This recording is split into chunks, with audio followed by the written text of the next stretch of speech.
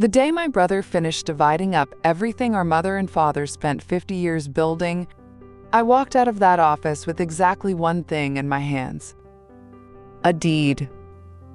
One page, soft as cloth from being folded too long, to a motel on a stretch of two-lane highway the road maps had quietly stopped printing. Glenn kept the house. Glenn kept the savings, the good corner lot in town, accounts I never knew the size of. And he let me have the Starlight, the way you let a child keep the prize that fell to the bottom of the box, because it isn't worth the breath it would take to argue over. I was 58 years old. I had 2 suitcases, a car with 190,000 miles on it, and $400 that still had my name on it. I drove 3 hours out into the high desert to sell that dead motel and be done with my family for good. But my father had spent 40 years out there keeping something hidden behind that front desk, something half of 3 counties remembered, even though his own daughter never knew the first thing about it. Stay with me. I'll tell you what I drove out there to sell. And I'll tell you what I found instead. Before we go on with Faye's story, if these quiet stories mean something to you, take a moment to subscribe and leave a like. And in the comments, tell me where you're listening from tonight. Wherever you are, I hope this light finds you warm. My name is Faye Calloway, and for most of my life, I was the one who stayed. There were 2 of us, my brother Glenn and me. Glenn left for the city at 18 and came back twice a year in a better car each time, and everyone agreed he'd made something of himself. When our mother's mind began to go, I moved back into her spare room and learned to crush her pills into applesauce and sit up through the nights she didn't know my name. Glenn managed things from 3 hours away. That was the word he always used. Managing. He managed the money, the accounts, the lawyer. I managed the woman. By the time she passed, Glenn had managed his way onto every account that mattered, and I'd managed nothing but the part nobody wanted, which was the actual dying. I don't say it for pity. I say it so you'll understand what kind of family this was and why. When the lawyer slid that single deed across the table, I didn't say one word. The lawyer was a smooth, careful man named Wade Renner, and he handled Glenn's affairs the way a good valet handles a coat. Now, the Route 80 property, the motel that comes to you. Faye, free and clear. Your brother felt it was only right that you have something of your father's. It's the sentimental one anyway. You always were the sentimental one. I looked at my brother across that table, in his good gray suit, and I thought of all the things I could have said. I said none of them. Where do I sign? Just here. An initial here. Don't look at me like that. That place has been losing money since before Dad got too old to lift a mop. I'm doing you a kindness. You'll sell it for the land, take the check, and be free of it. Trust me, Faye. Sentiment is the most expensive thing a person can own. I signed where the man pointed. 4 signatures, 2 initials, and 50 years of my family fit into a manila folder that Glenn tucked under his arm without looking at me again. I drove out of that parking lot with the deed on the passenger seat and no idea on God's earth where I was going to sleep that night, because I had just signed away the last room in the house I'd grown up in. So I went to the only door left that had my name on the key. The Starlight Motel sits 6 miles outside the town of Encina, on a piece of old Highway 80 that the interstate strangled 40 years ago. I remembered it from childhood as a place that was always, somehow, full 12 units in a low adobe row, a gravel lot, and a tall steel sign by the road with a starburst of neon and one word underneath in letters my father wired himself. Vacancy. He kept that sign lit all night. Every night, even the nights nobody came. I asked him once why he wasted the electricity. He said a person driving a dark road at 2 in the morning needs to know there's a light somewhere that means stop. Rest. You made it. I was maybe 9. I didn't understand him. I'm not sure I understood him for another 50 years. I hadn't been back in 12. That's the part one have to tell you now, even though I'd rather not, because a story isn't worth much if the person telling it keeps the ugliest piece in her pocket. My father and I stopped speaking the year my mother got sick. He wanted me to put her in a home and keep the family whole. I wanted him to come help me carry her, and he wouldn't leave the motel for more than a day. We said the kind of things you can't take back. And then we simply stopped. The way two stubborn people do, each one waiting for the other to drive the distance first. Neither of us ever did. He died alone out there on a Tuesday in March. And I found out from Glenn by text message after the funeral was already arranged. I did not go. I have spent every day since wishing I could tell you why. And the truth is only this: I was ashamed. And shame is a coward that always tells you there will be time later. There wasn't. There never is. And now I was driving the same road he died on, to sell the only thing he'd left me, when the sign came up out of the dark past mile marker 40, dead now. No neon, just a black steel shape against a purple sky, and I had to pull onto the shoulder and sit a while before I could make myself turn in. I want to tell you one more thing before I tell you what was inside, because it changes the shape of everything that came after. Folded into the visor of my car, where I'd shoved it the day it came, was a notice from the county. The Starlight was 4 years behind on its property taxes. If I didn't pay what was owed, more money than I had ever had at one time in my life, the parcel would go up at the county's tax auction in 31 days. So I didn't arrive at my father's motel as an heir. I arrived as a woman with 31 days, $400, and nowhere on earth to be turned out to next. The key still fit. Of course it did. The lock fought me, then gave with a gritty little click, and the smell of the place came out to meet me in the dark.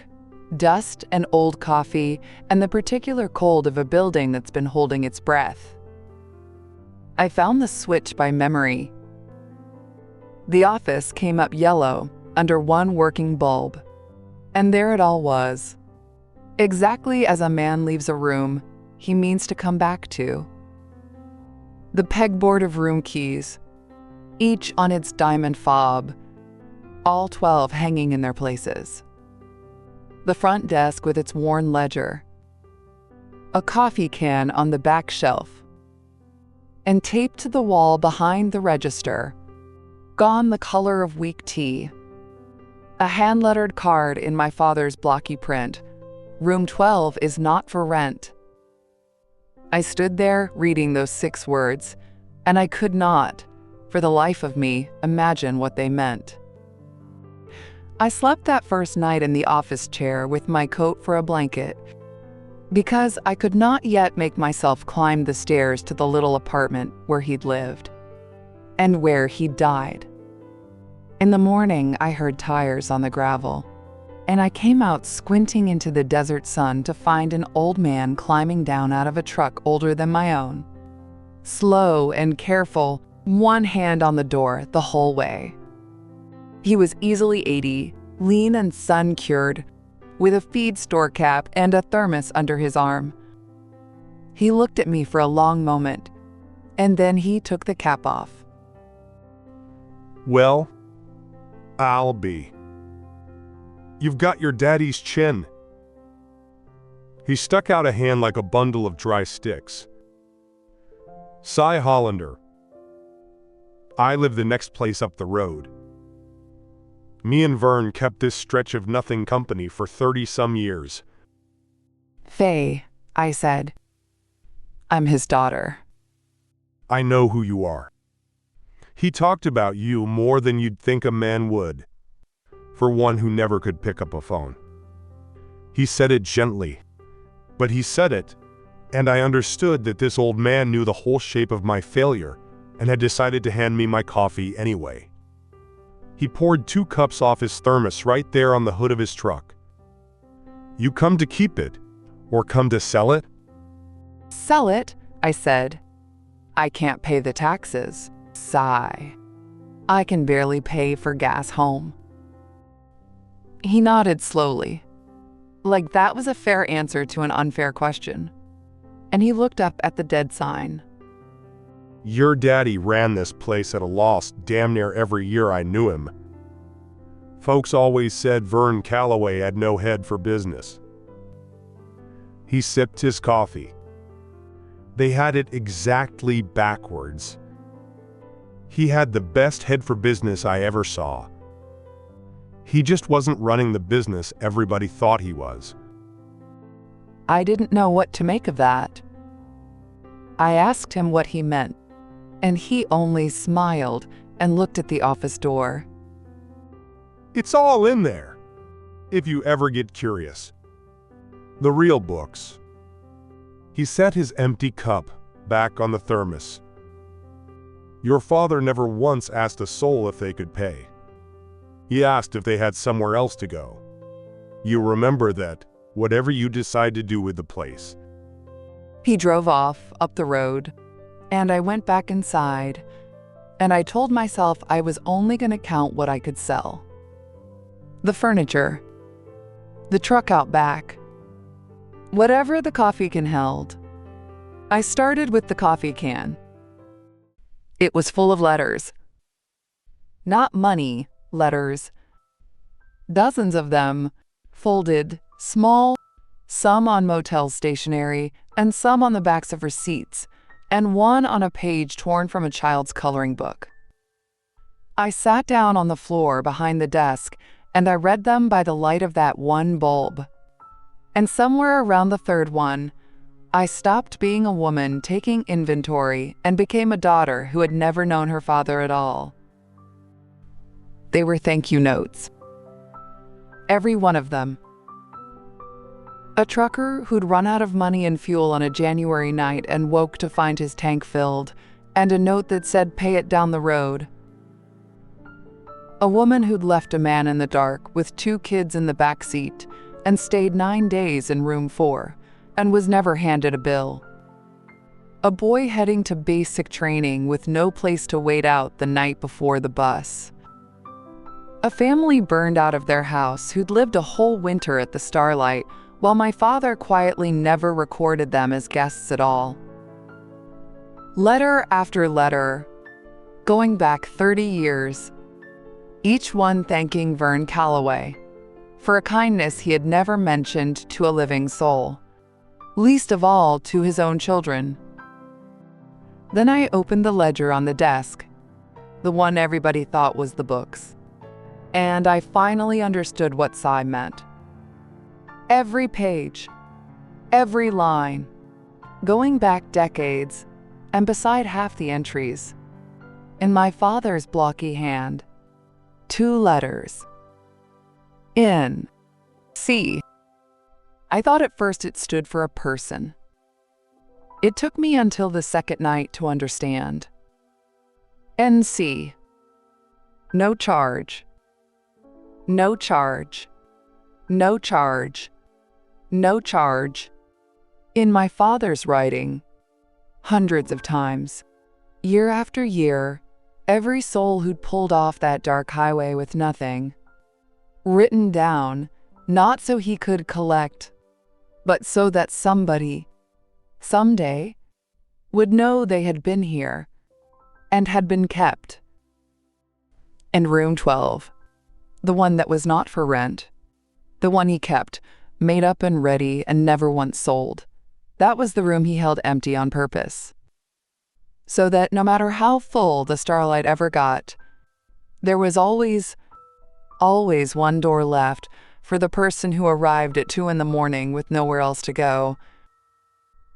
My father had been running a shelter dressed up as a failing motel for 40 years, and he had let the whole world call him a man with no head for business rather than say a word about it.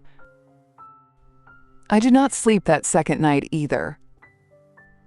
But it was a different kind of not sleeping. Glenn called the next morning. I almost didn't answer. So I hear you actually drove out there. Renner said your car's been parked at the Starlight 3 days. He laughed. That easy laugh of his. Faye, what are you doing? Playing motel? You're a grown woman. I'm reading Dad's books.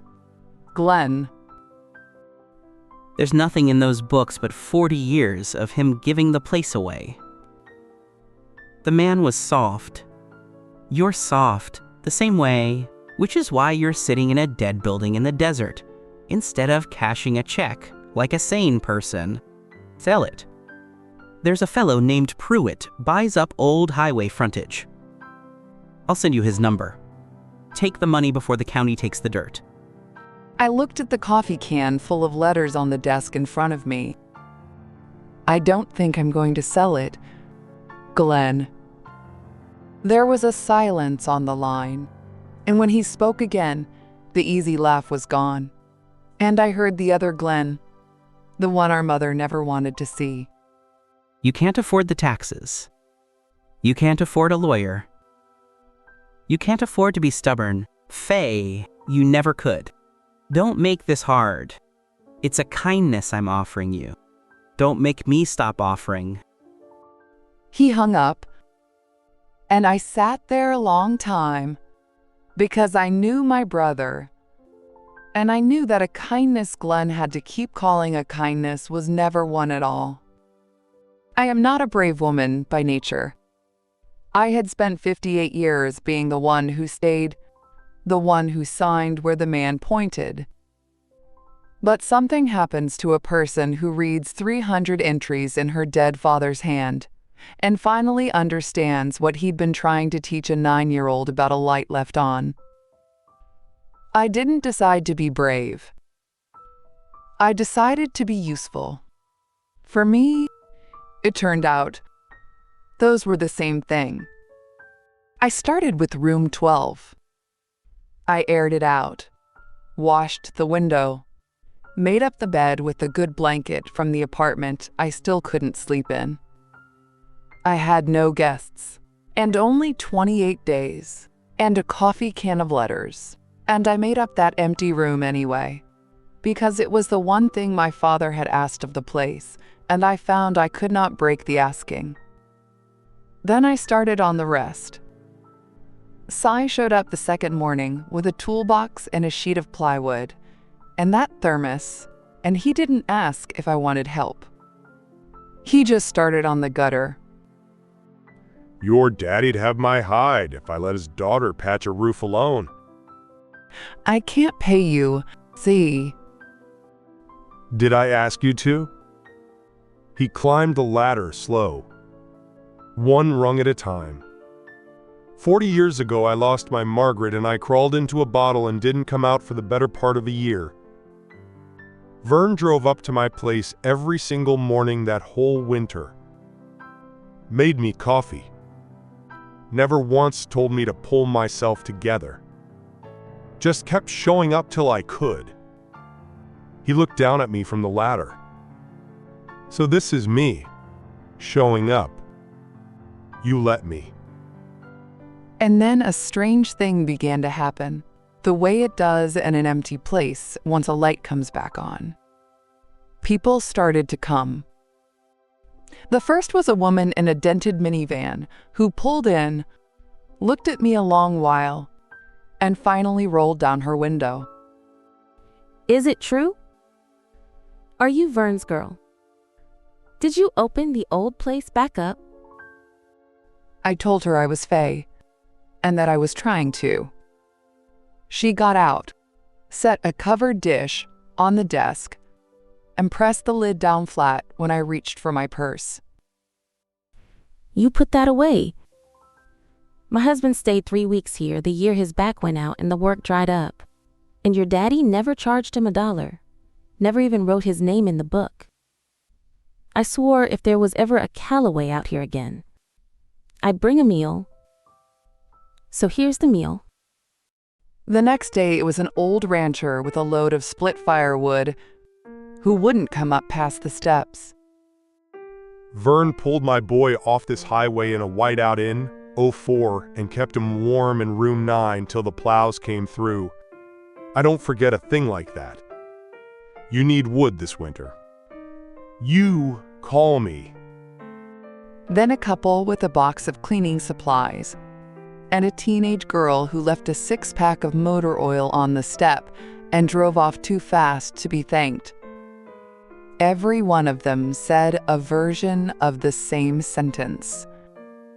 He gave us a room once. We never forgot.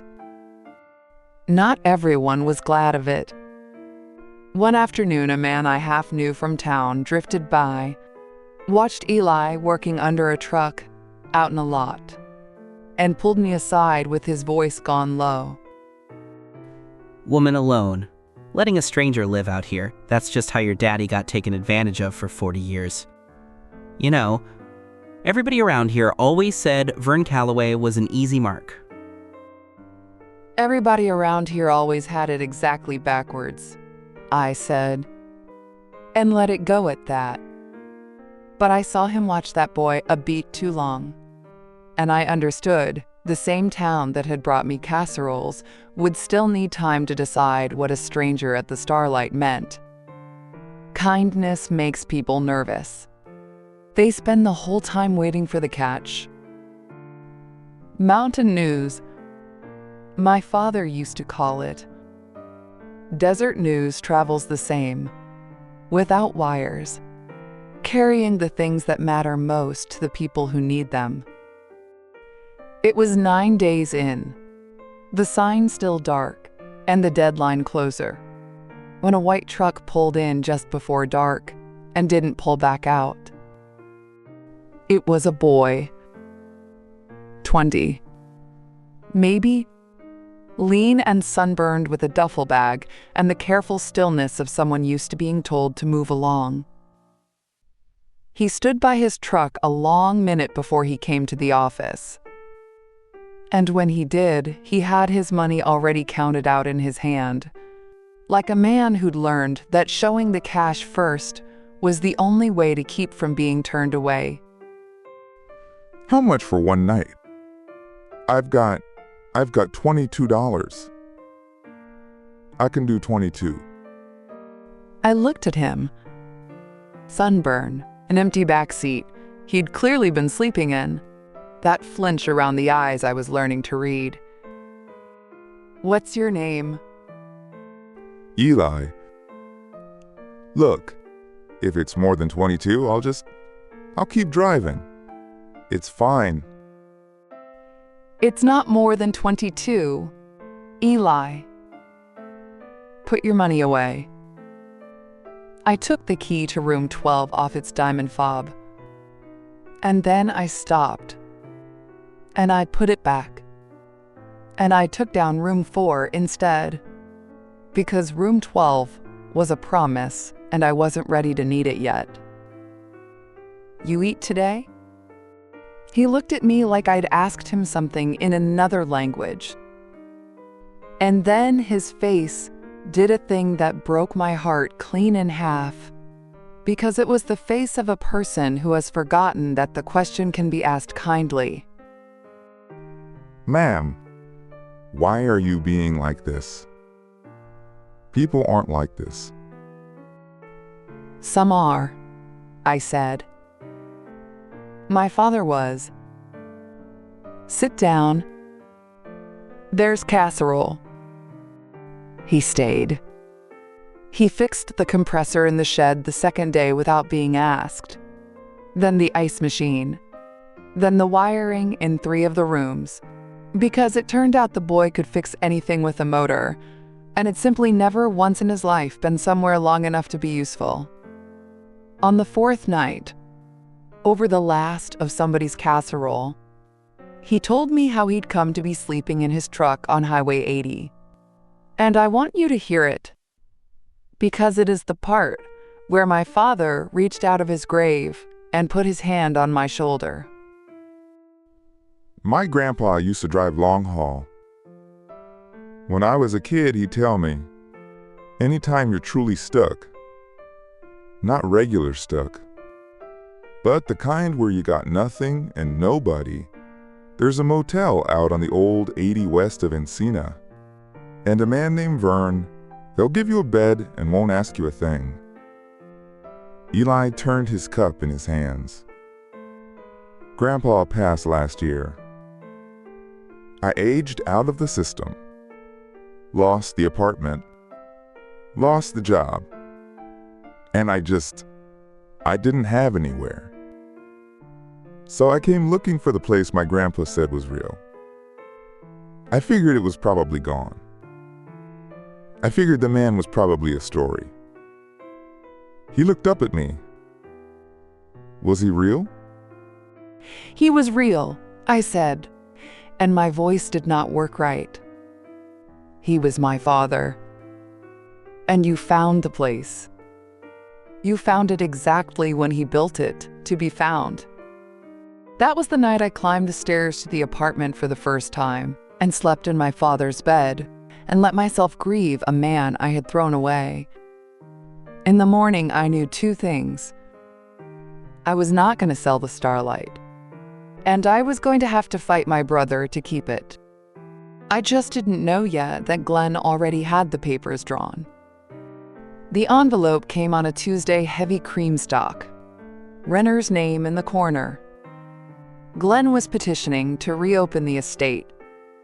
He claimed the Starlight had been improperly valued and distributed, that the highway frontage was about to be worth a great deal, because the state was finally widening Old 80 for freight, and a solar outfit called Pruitt Holdings wanted the whole strip. He wanted the court to either pull the motel back into the estate for a fair redistribution or force its sale. His lawyer's letter used the word equitable 4 times. I had learned by then that equitable in my brother's mouth meant mine.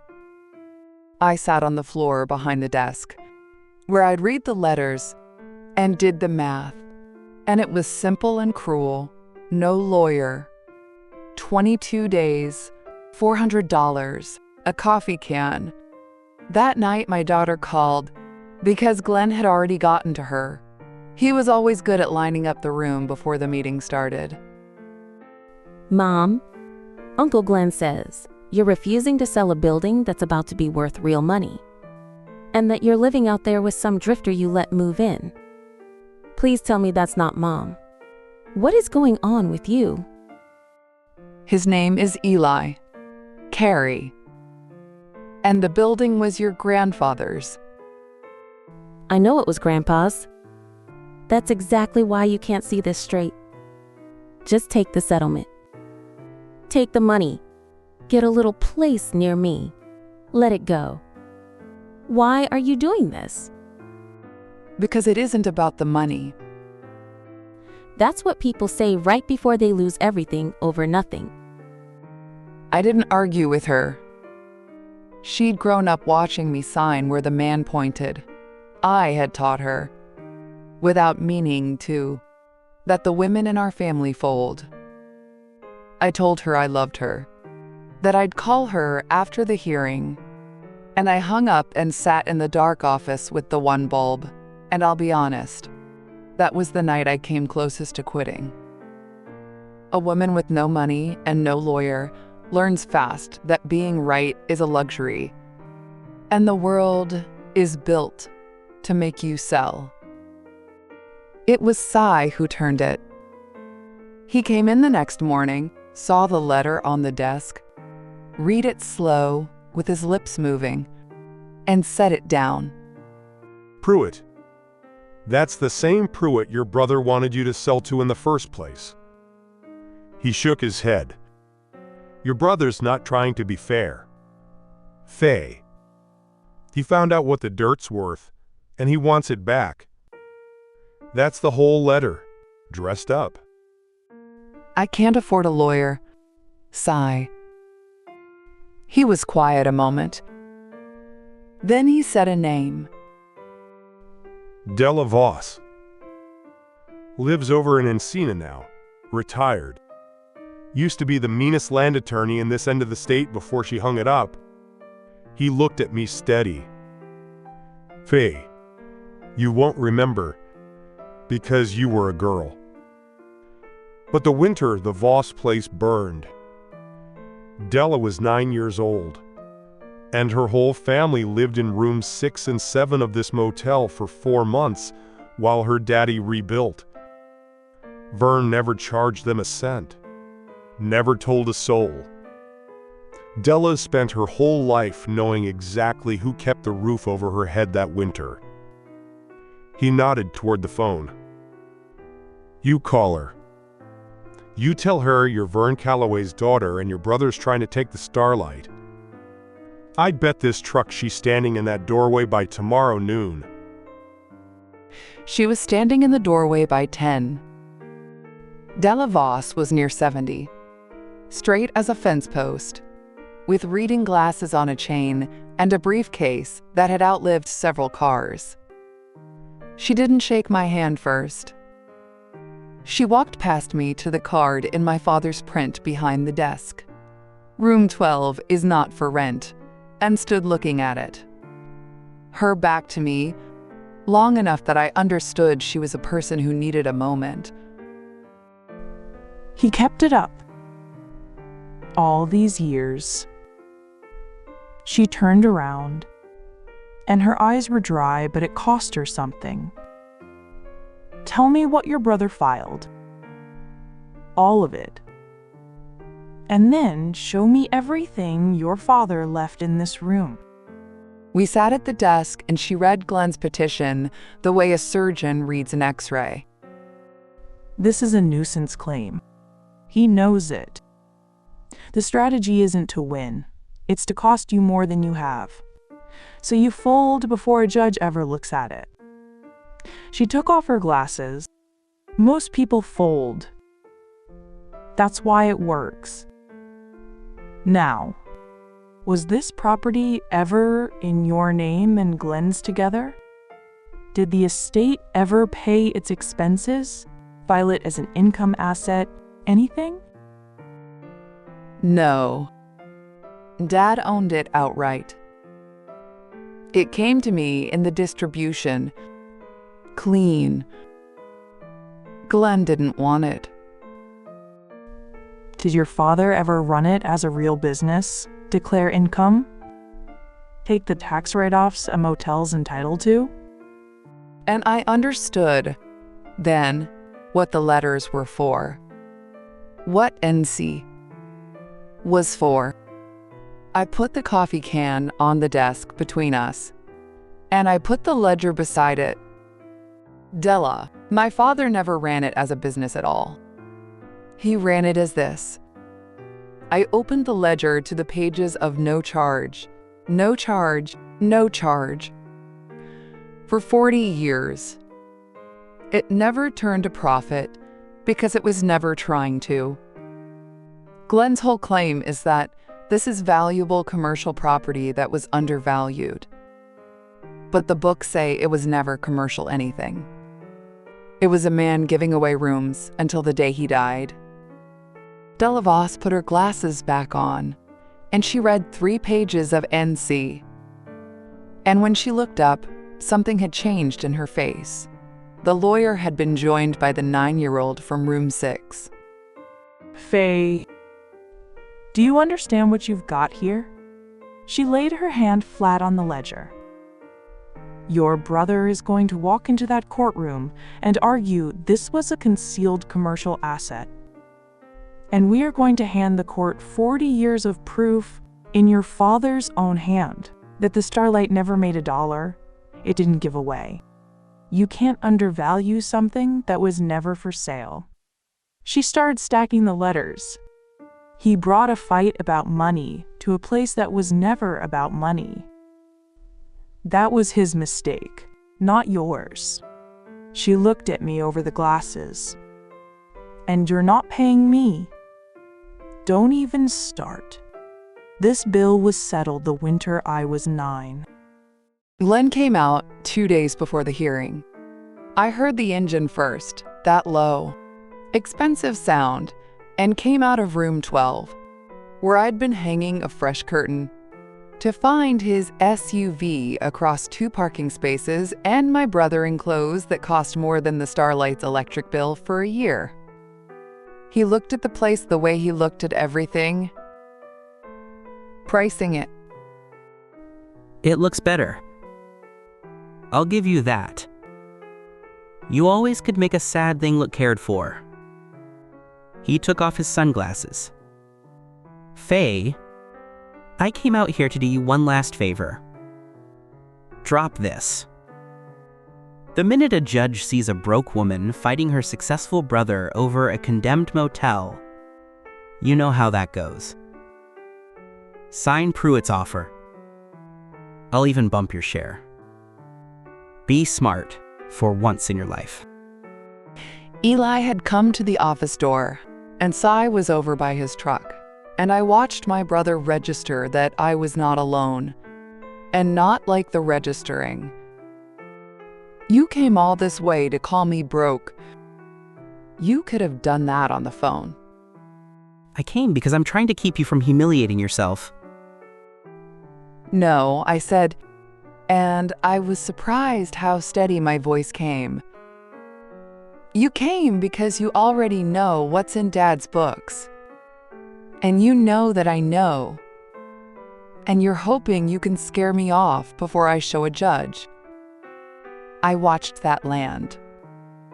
You measured this place by what you could get for the dirt. Glenn. Dad measured it by who got to sleep here when they had nowhere else. You two were never even looking at the same building. Glenn's face went hard, and he crossed to the desk in 3 steps and swept his arm across it. The coffee can went over, and 40 years of letters scattered across the floor. My father's whole hidden life skidding under the chairs. For a second, nobody breathed. Then Eli stepped in from the doorway, not toward Glenn, but down onto his knees. And he started gathering the letters up off the floor, one at a time, careful, like they were money, which to him they were. And Glenn looked at this boy he'd called a drifter kneeling to save a dead man's mail. And for just a moment, I saw it. My brother looked ashamed. Then he put his sunglasses back on, and the moment closed over like water. I'll see you in court. The hearing was in the county courthouse in Encina, a small room with bad light and a tired judge named Hollis Park, who had a long docket and no patience for family theater. Glenn sat with Renner in his charcoal suit. I sat with Della and a banker's box of my father's ledgers and letters. Carrie came too, slipping into the back row just as it started. She did not look at her uncle, and I did not yet know what that meant. Renner went first, and he was smooth. Your Honor, this property fronts a highway slated for major freight expansion. Commercial frontage of that kind is worth many times what it was assigned when the estate was settled. We ask only that the estate be reopened so the asset can be divided equitably, as it should have been from the start. He made it sound very reasonable, He made it sound like a woman had been handed a fortune by mistake and was selfishly refusing to share it. He used the word equitable, and I counted, and it was 4 times before he sat down. Then Della Voss stood up, and she did not raise her voice once. Your Honor, my client's brother says this was a valuable commercial asset that was undervalued at distribution. I'd like to show the court what the asset actually was. She laid the ledgers on the table, 40 years of business records, in the deceased's own hand. The court will find that the Starlight Motel did not turn a profit in any of those years. Not because it was failing, but because the owner, Vernon Calloway, gave the rooms away. We have cataloged 340 entries marked. In his writing, no charge. We have 81 letters from the people he housed for free. She slid a page to the judge. You cannot reopen an estate on the theory that an asset was concealed for its commercial value when 40 years of records prove the owner never once treated it as commercial. There is nothing to redistribute. Your Honor, there never was a fortune here. There was a man keeping a light on. Judge Park read for a long time. He read longer than the courtroom was comfortable with. He looked at one letter twice. Then he took off his glasses. Mr. Renner, your petition argues concealment of value. But I'm holding 4 decades of the decedent's own records, and they show the opposite of a man hiding what something was worth. They show a man who knew exactly what it was worth to him and spent his life giving it away. He set the page down. There's no basis to reopen this estate. The property passed cleanly, and it passed to the person the decedent chose. Petition denied. Glenn sat very still. Renner gathered his papers. And it was over that fast. The thing I'd lost 20 nights of sleep to. Denied in a sentence, because my father had written the verdict himself, 1 NC. At a time, years before any of us needed it. Glenn caught me on the courthouse steps after. The confidence was still there, but underneath it, something had gone tired. You know that land's still going to be worth a fortune when the highway goes through. You're sitting on money and giving rooms away in the desert. You're just like him. I know, I said. It took me 58 years, but I finally know. Thank you, Glenn. He didn't have anything to say to that. He got in his expensive car and drove back toward the city. And I have seen him exactly twice since, both times at a distance. And the distance suits us both. But it was Carrie who was waiting by my old car. My daughter, with her arms crossed and her face wet. I read them. Della, let me read some of the letters this morning.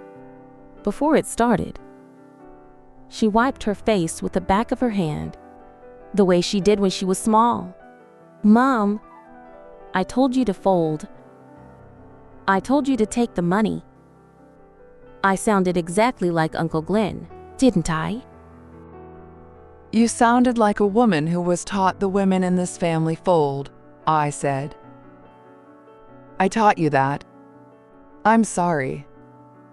But you can see I'm done with it now. Grandpa kept a room empty for 40 years for strangers. And I told you to sell it. She laughed. A wet, broken little laugh. Can I come see it? The motel. Can I come see what he built? We drove back out together, my daughter following my taillights down Old Highway 80.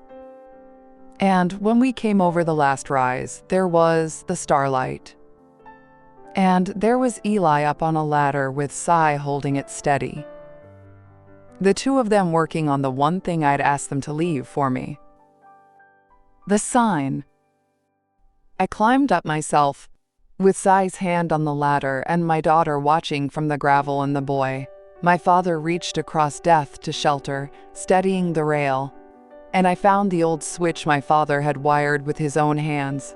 The one he'd kept on every night for 40 years, so that nobody on that dark road would ever feel like the only soul awake in the world. It fought me, the way the lock had, the way everything in that place fought you once, and then gave. And then the neon caught, and stuttered, and came up humming, the starburst, and underneath it, the one word, glowing red against a sky going purple over the desert. Vacancy. It means there's room. That's all it ever meant. There's room here for you. I keep room 12 made up and empty to this day. The way he did, for whoever comes off that highway at 2 in the morning with nowhere left to go. Eli runs the repair side now, studying for his electrician's license at the front desk, and he can't turn anyone away either. Sai still comes most mornings with his thermos. Carrie brings the grandkids out in the summer, and they fight over who gets to flip the sign on at dusk. The highway money never came. The freight route went north in the end, and the dirt is worth about what Glenn first said it was, which is to say worth nothing, and worth everything, depending entirely on what you came out here to measure. My father never asked if you could pay. He asked if you had somewhere else to go. I spent most of my life not understanding that man, and I will spend the rest of it trying to be worthy of having been his daughter. I was 58 when I drove into the desert to sell a dead motel and be done with my family. Instead, I found my father, finally, in 300 lines of his own writing and a room he kept empty out of pure, stubborn love. That night, for the first time in 12 years, the light over the road came back on. It has not gone off since. As long as I'm breathing, it isn't going to.